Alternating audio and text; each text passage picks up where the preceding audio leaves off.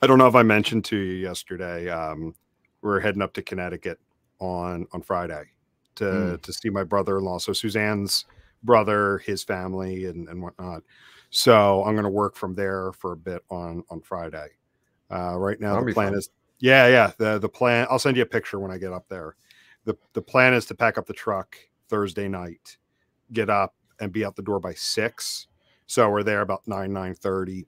Um, the kids, my niece and nephews are at camp this week, so they're not done till 3. So we'll go up and we'll see the baby, hang out a bit. I'll get some work done, and then we're going to take everybody. We're going to take all the kids to a trampoline park in the evening. Awesome.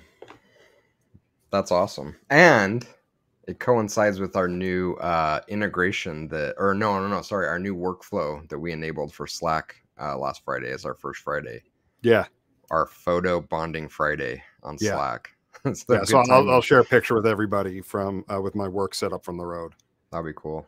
Yeah, I'm looking forward to it. It just again it opens up the opportunity that and we're gonna come home Saturday night. So then that gives us Sunday to do stuff around here before the next week starts. Yeah. So it's nice being able to get up, get up there on a Friday and still be able to get stuff done and then spend time with the family. Yeah. So again, just another opportunity to split up my time that way. Yeah. That'll So be fun. instead, because it's normally like a 3.5 hour trip, depending upon pit stops. Mm-hmm. So instead of like leaving Friday night and you're not getting there till 9 o'clock or so, or like the Sunday afternoon traffic around New York is brutal. Yeah. So we'll miss that too. Good times. I look forward to seeing the photos from that adventure. Yeah. So the only thing is we want to make sure we're out the door by 6 because we're still going to have Friday rush hour traffic. Mm-hmm. And we tried it a couple months ago and we just hit more traffic than we expected. The next thing you know, it was like a 4-hour trip. So I'm like, we have to be out by 6. Got to keep everyone to a tight schedule. Yeah. Well, fortunately, it's just 3 of us. So Yeah. we'll have the truck ready to go, get him up and pop him right in the truck and say, let's go. All right. Good times. Good times. Yeah. So what's going on with you?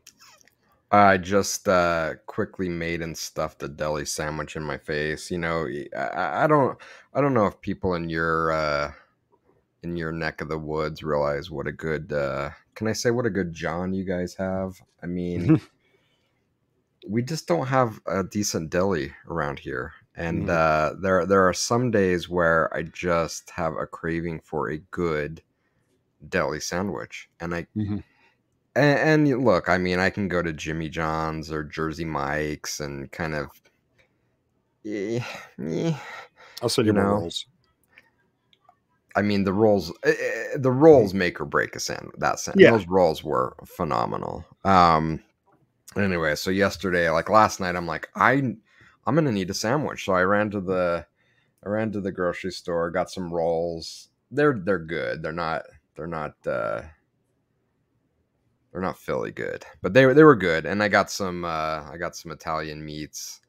Um, and for me, I mean the meats are good. Like the meat selection you choose is important, but for me it's the roll and it's the dressed lettuce on top with some lettuce, some red wine vinegar, olive oil, salt and pepper, a little bit of Italian spices. That makes the sandwich for me. Yeah. So anyway, I quickly made one before we started recording, and even without all the prime ingredients, was better than anything I could get from any sandwich shop around here. So I feel good about that. I just wish there Yeah. was some place I can go and get a really decent sandwich, but sadly, no. No. I'm looking something up here. See what I can send you. So I know I could send the rolls. Trying to see. I'm gonna have to look up lunch meats too. See if there's ones that they'll ship them out like overnight in the freezer packs. Bottom line is that who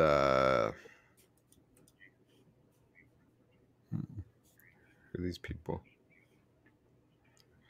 Random salespeople calling me.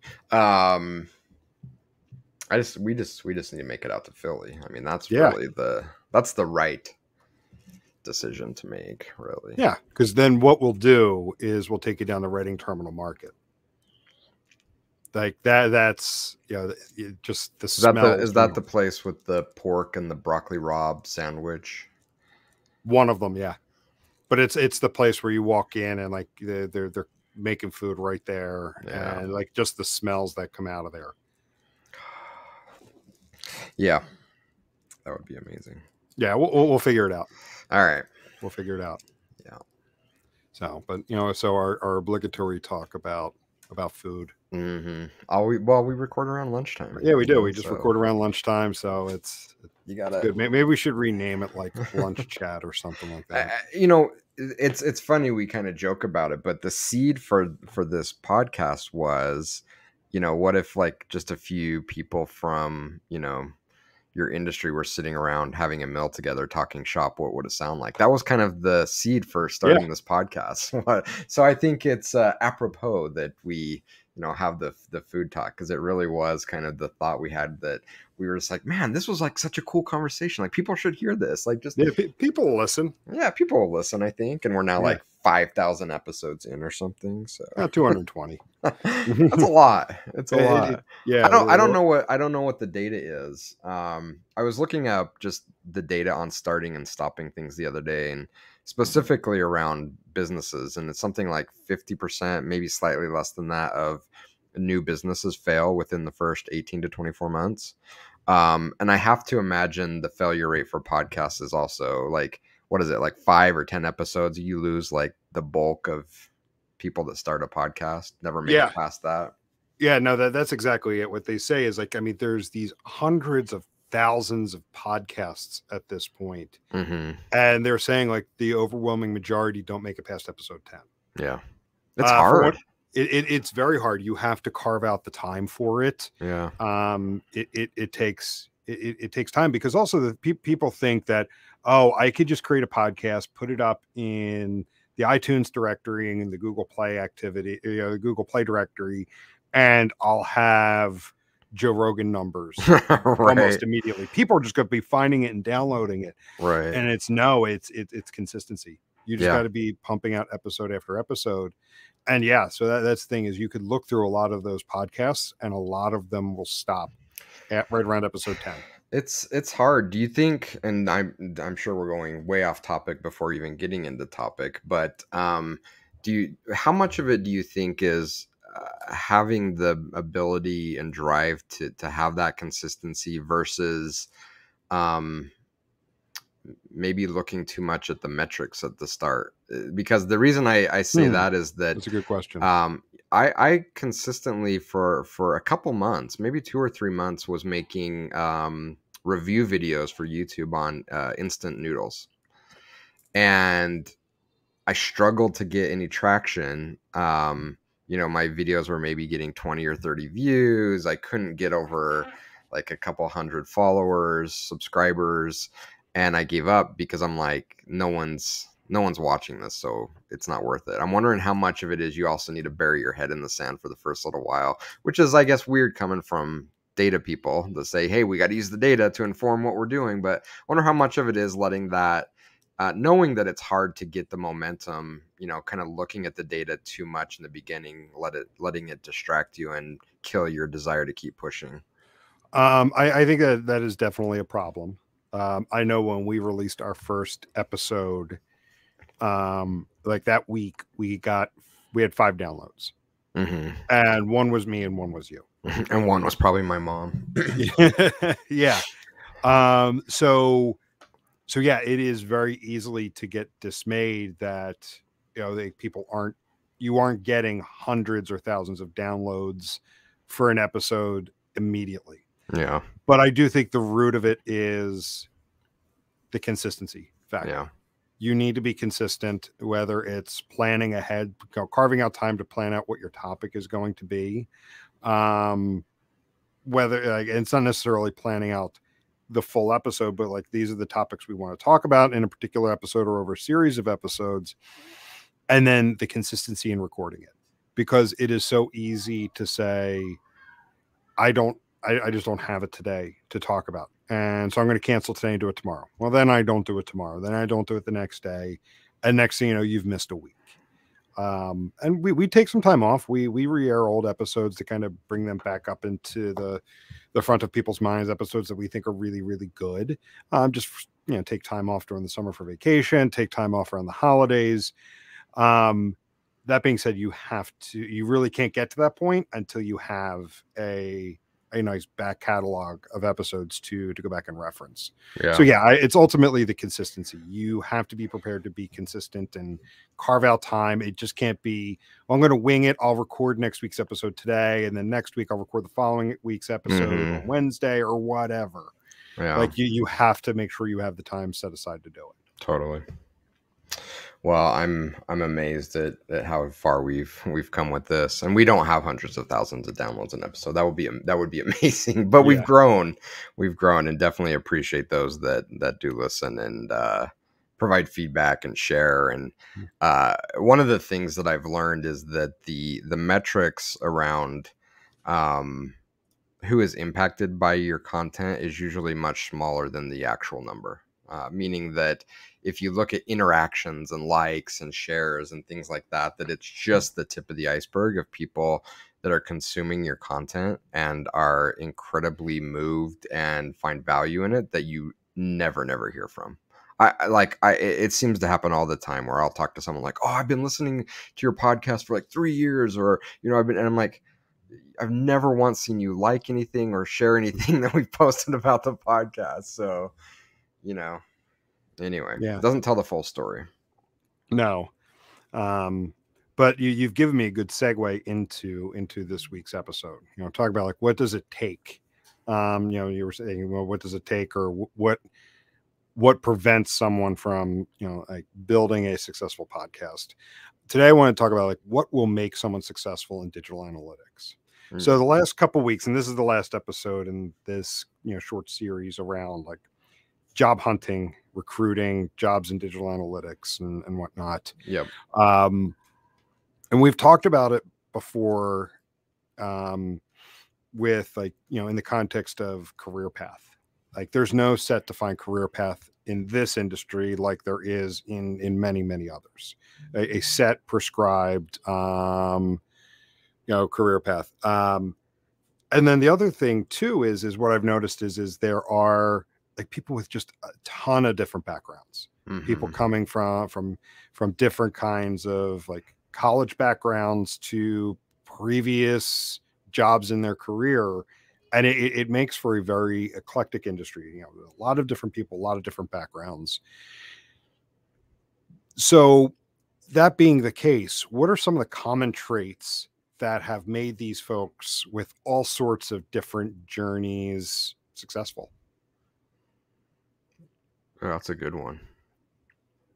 I think ultimately, one of the things that has held us back as an industry is that we think that web analytics or digital analytics or marketing analytics or whatever we want to call it is something new and unique, which it is simply not. Data analytics, analyzing things has been around for an incredibly long period of time. And thinking back on it, I don't know if I've shared this story on a previous podcast or something. And I promise that I'm getting to what makes these people successful. But if I look back on it, my grandpa was a analyst. In a very, very different world. So my grandpa was an industrial engineer. He worked for a large steel mill, and he designed data collection for the steel making process, collected the data, and then analyzed it in order to find out how to optimize each step of the process. And I didn't realize it at the time. And I spent a lot of time in the steel mill. And I didn't realize it at the time, but as I got more and more into digital analytics, I'm like, this is literally the same thing. We are designing data collection, we are collecting and storing data, and we are analyzing it in order to make the process more efficient, a better process, better for employees. And that's what he was doing. And that's what we're doing today. It's just, we're sitting at home looking at websites instead of a hot still mill looking at, liquid still being poured into a roller. But it's the same thing. And I guess that's a long way of introducing it's this unique passion for understanding how systems work, and taking that passion and turning it into a desire to make those systems work better.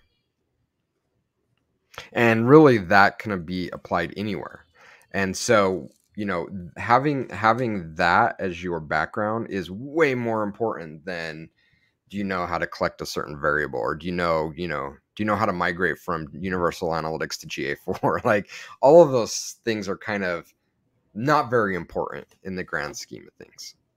It's having that mentality of just having an insane curiosity of how systems work, finding out how to collect the data to better understand them, and then use that knowledge to optimize those systems. I mean, that's what we do. And because of that, I think that's why in this industry we have such an eclectic mix of people. And one of the, I don't know if we ended up hiring this person or not, but one of the most interesting people that I interviewed at a previous company for a role as a web analyst had no experience analyzing websites. But Okay, I interesting. knew would be amazing at the job. And her background was in criminal forensics. Like, she collected crime data and analyzed crime trends, and nothing to do with web analytics. But that mindset, that mentality of understanding the system, figuring out how to collect data to better understand how to be better in, solving and preventing crimes, like, absolutely can apply to what we're doing here. We can teach you the tools. You can learn about Content Square or Adobe Analytics. Like, it doesn't matter. It's that mindset and mentality, which is absolutely irreplaceable. So the people that come in tool driven, and I had this conversation the other day with a senior at one of the local universities, was kind of asking, well, what tool should I invest in? And what language should I learn? R? Should I learn Python? Should I get into data modeling? And I'm like, all really, really important questions, but not the question you should be asking. Like, the question you should be asking is, what things should I be doing to figure out how to hone my mind to be more analytical, to build that desire to better understand systems. That's what you should be thinking about, because the people, whether it's this industry or any other analytics related field, the people that ultimately are the most successful, it really has very, very little to do with the tools. Yeah, I love how you describe that, like understanding systems, because I mean, in this space, we often break it down between the technical implementation and then the use of the data being insights, optimization, personalization, and whatnot. And so either way, either of those two paths are covered by that curiosity. That's right. Whether it's going to work with the data or wiring it up. And I've told this story. I haven't told it in a while. So I'm not going to rehash the whole thing, but it's actually funny. A couple weeks ago, I was telling a client this, because we've just had some new people come into like our weekly office hours. And it's been a while since I told the story. I told the story of how I got started my career overall. Back when I was going into college, I wanted to work in professional sports. I wanted to, I wanted to work for a professional sports team. And I spent a summer interning for a minor league baseball team, and tons of funny stories. One of which, being, having to take my turn as being the team mascot and whatnot, and realizing I didn't want to necessarily do it. It wasn't the right fit. It's one thing to be passionate about what you do, enjoy what you do. I just feel sometimes it's not a good idea to make your hobby your job, Mm-hmm. because like you end up ruining the hobby. You either Yeah. don't succeed in the job or you ruin the hobby. Yeah. Yeah. Or, what you use as entertainment. Let me rephrase that. Yeah. So what I did was I ended up pivoting a bit while I was still in college, what my degree and focus was, and then got involved with this small software company in the Philadelphia area, working, building a system for investment companies to handle their SEC reporting. And I got involved in implementing that. At one point ran the implementation team and all of that. And it was all ultimately something that gave me the ability to pivot to digital analytics back in 2009. So that was the quick little elevator speech. And I was thinking that whole journey through when you were talking about like just understanding systems, how to connect them and whatnot. And because, like understanding whether it would be that particular tool or web analytics tool, the same approach to understanding, learning, and ultimately designing a solution is the same. Yeah.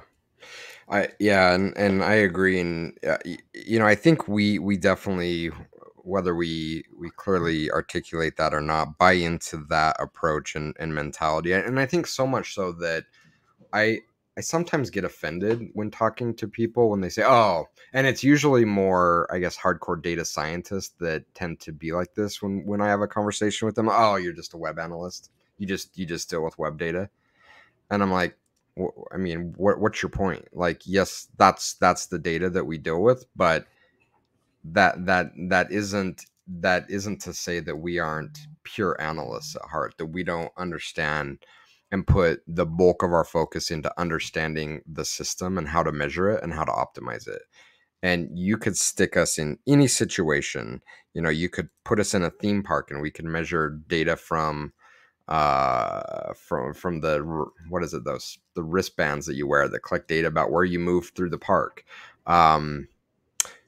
Is it an old Paco Underhill book where he talks about the old days back in my day of grocery store analytics and shopping analytics, where they would literally put people in a store to count people coming in and then literally stealthily follow them around as they were shopping and collect data on what they were looking at, what they'd pick up, what they'd put back. I'm like, we're doing again, it doesn't matter if we're in a steel mill or in a grocery store or in a theme park. It's all the same thing. These are all systems that we're trying to better understand and optimize. So I get a little bit offended when people say, oh, you're just a web analyst. You only deal with web data. It's like, we don't really care what the data is, and again, I think it goes back to your original question, like what skills, what makes people successful, what do they have in common? It's that it isn't about web, it isn't about kiosks, it isn't about mobile. It's about this fundamental desire to better understand systems. And ultimately too, and you mentioned it's not about the tool either. Because when you focus on the data, the tool becomes irrelevant for, pretty much. Yeah. I'm just going to say it. And there'll be people that are hardcore, hardcore evangelists of one tool or another. Yes, there are the nuances between tool over tool, but ultimately when you become focused on the data, the tool becomes irrelevant. Yeah, and I think that's another good point around what makes people successful, is that their lack of focus on a tool has actually made them more experts with tools, if that makes sense. Meaning that as someone looking more at it from a pure analytics perspective, they actually end up knowing how to master many tools. And that experience and that knowledge allows them to pick the right tool for the right job, the right solution. And for those that are really preaching the tool first approach, it goes back to the adage of, what is it, like, to a hammer everything looks like a nail. Yeah. So that's the trap. But the funny thing about it is when you deprioritize the tool, when you say the tool isn't important, you actually end up becoming an expert on the tool without even making that your focus.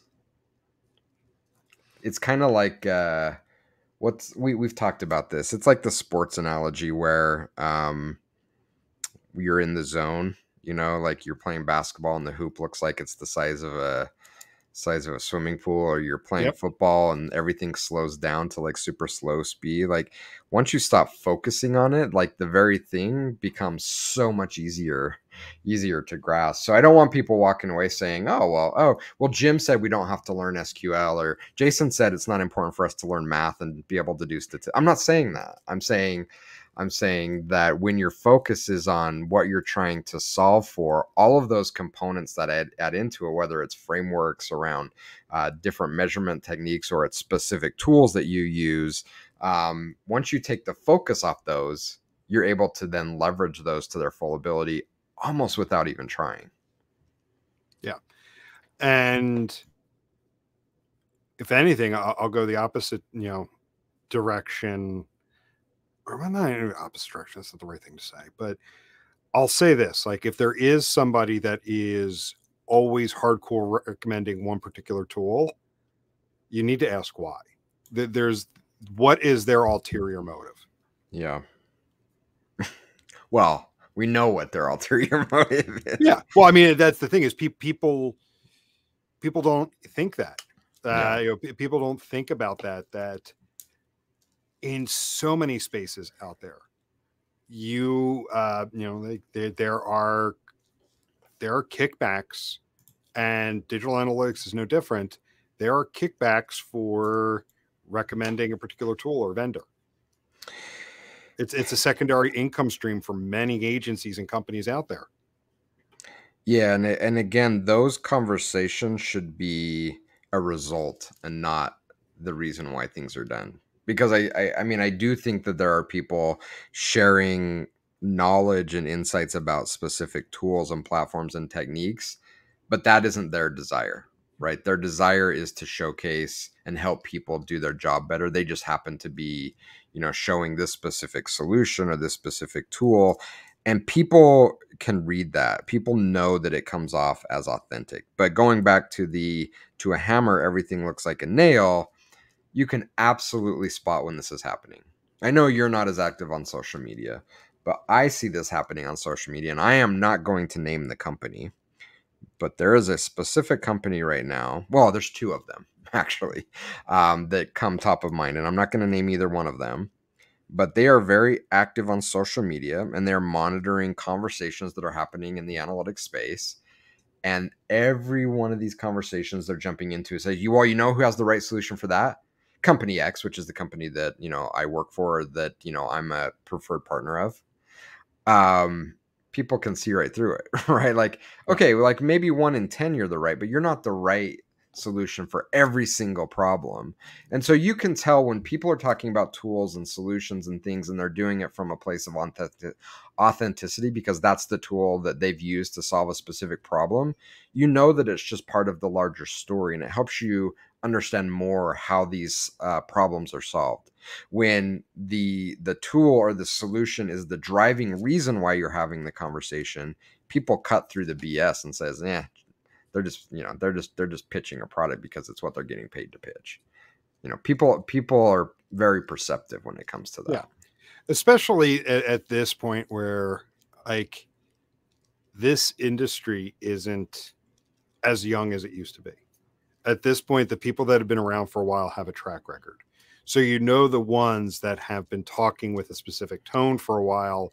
And yes, it's easy to point out others who quickly change their opinion.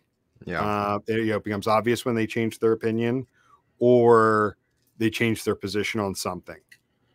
Like we talk about it before, like you and I go after sales all the time. We know salespeople that when they're with one company, it's like, this tool is the greatest thing ever. Everybody needs to buy it. And then after about 2 years, they'll move on to a new company and you hear, this tool is the greatest tool ever. You hear the same thing, just swap out. And by the way, that other tool I used to talk about sucks. It always sucked. It always sucked. Yeah. I mean, I had to bite my tongue with certain things with it. Yeah. Yeah. So yeah, we kind of got sidetracked there with that one, but but I mean, it's true though, because that's the thing. Like, those that, as I've looked, as I think back, as I look back, those that I see as successful are the ones that maybe they did come into the industry working with one particular tool or vendor, but you see that, that they've broadened their approach. Mm-hmm. And anytime I've worked with them, they look at it from a vendor agnostic perspective. Mm-hmm. Whereas those that you could tell like there's an ulterior motive, it's always about one particular vendor. Yeah. And that's the one That's thing. a great point. And it's, as I've, like I said, like I started my career elsewhere, pivoted to this, to this industry about 13 years ago. And yeah, for a while, like I was hardcore one particular vendor. And then it was just like, you reach this point of maturity where it's like, no, you want to be vendor agnostic. Mm-hmm. You need to be vendor agnostic because for one reason or another, you don't always want to hitch your wagon to one particular vendor, whether that's if you're a consultant, always pitching the same one because things may change, Mm-hmm. but then also as part of your organization, making sure that you're able to be as vendor agnostic as possible. And it's very hard these days because the organization needs may change and a particular vendor may no longer suit it. Yeah. Yeah. And I think that's a great point, and it is a very strong piece of what makes people successful in this role. Is one, I love the, your journey, because being open to being, it's not right or wrong, being open to reevaluate how you view things is critically, especially as an analyst. Our job really is to remain curious, and not go into something with the firm belief of this is the way it has to be. And unfortunately, a lot in this field take that approach of, well, if we implement this tool, then we're going to be successful. Well, no, not necessarily, right? Have people done it? Absolutely. Can you be passionate about talking about a specific set of tools? Absolutely. But if that's leading the conversation, there's something to be concerned about. It's how are we thinking about the problems that we're trying to solve, and then talk about the tools that we use to solve them. I think that's a very valid and fair conversation, and people that are able to step outside of that and reverse the order, I think are successful. And to the opposite of that, we've actually seen it. I've actually seen in very, very large companies naming the roles and the teams after vendors. Have you seen this happen? I've absolutely seen this. Like, what kind of message are we sending? Like, how we're setting it up that unless we're always in this ecosystem, then we have to always be in this ecosystem or we can't be successful. Like, I saw someone that was hired as a Optimizely specialist 2 or something. I'm like, well, what happens if you change out your testing tool? Does this person get fired, or they're no longer as valuable? Like, what are you doing? Like, but it's happened more than once. So again, I don't want this to come across that tools aren't important. They are, but they're things that you select as an expert based on your knowledge of the problems that you're solving. And again, I don't want to say it for too many times because this is the third time, but if you're an Optimizely specialist, then every problem that you're going to solve in your job is going to be Optimizely. Everything's going to look like a nail, right? So we need to abstract ourselves a level from the tool, and then be able to use our experience and expertise to select the right tools for the right jobs. There are very few in our industry that do that, but the ones that do are kicking some serious ass. Well, think about it this way. Here's a good visual. When's the last time you've been to Home Depot and gone down the aisle where the screws are? I have no idea. So I was there about 2 months ago because I was working on some stuff for the side of the house. I was redoing the side of the house, putting new steps in, like the old wooden steps, like going down from the side of the house into the driveway were rotting. So I'm like, I need to replace all of that. And you go into that aisle looking for screws, and it's like, obviously people who are craftspeople, like they know this, but to the layperson, it's like Yeah, there's a ton of different screws. There's Right. drywall screws. There's interior screws. There's exterior screws. There's this length. There's this length. This at length. There's different bits. All of these different things. So yeah, like you need the right screw for the right job. Like if That's right. I'm if I am if I'm putting drywall up in the house, I'm not going to go get just the wrong screw. I'm going to go get drywall screws. Like now, granted, I'll caveat this with how much of that is just branding to sell something, but I'm going to go with Well, yeah. that there is a level of that. But that being said, there's different screws for different purposes. And it's amazing that like if you're not in that every day and you go down that aisle, it can be a bit intimidating. It's like, Jesus, what screw do I need? I'm just putting down some simple steps here. No, it's a great example, especially in the services realm, right? Because in the services realm, if every screw is the same, then you're not going to be creating very valuable things. Mm-hmm. And it's it's funny you bring this up because I was thinking about this the other day. So I want to convince myself that I can be a guitar player, and I'm following a couple guitar gurus on YouTube, and it is so incredibly complicated. Like the different kinds of guitars, the different strings, the different pickups, the different amps, the different all these different things that have an impact on how you play in your style. If you were to go and hire a teacher and then like this is the one, and we use it for everything. Like you're never going to become elite. Okay, maybe you may be able to pick out a few chords, but you're never going to like truly be an elite player. And I think about that a lot in how we think about services. So yeah, there's lots of agencies like this is the model. This is the model for everything. Google Tag Manager, GA4, blah, blah, blah, that's the model for everything. How elite are you going to get if that is all that you're able to consider in an ecosystem that is incredibly complex? To your point that, if you're going down the Home Depot aisle looking at screws, and it's like, not only is it going to impact your ability to be elite from a pure architecture perspective, using the wrong components, very likely to build something that isn't sustainable, right? It Yeah. may go up, but because you used the wrong pieces and you weren't advised correctly because, everything is just the same, then it's going to come crumbling down. And again, we're kind of dancing around this thing of tools, not tools. It's the order that you put them in, because if you put the tools first, if you put the screw first, if you put the guitar first, you're never gonna make the right decision for the long term of what you're trying to achieve. The best people in our industry that are making things that make a difference and that matter put those things later. They understand the problem, they understand the goal of what they're trying to do, and then they use their expertise to say, okay, you need this thing and this thing and this thing. You put them together and then it works. But again, most people don't do that because they're so blinders on. This is the solution. Without completely like tearing this to death, we had this conversation, what was it, like 5 years ago, the Hell's Kitchen company meeting. Yep. It's the difference between someone working at McDonald's on the line and someone running a high-end restaurant as an executive chef. Sure, you can, here's the ingredients, here's the process, follow it to a T.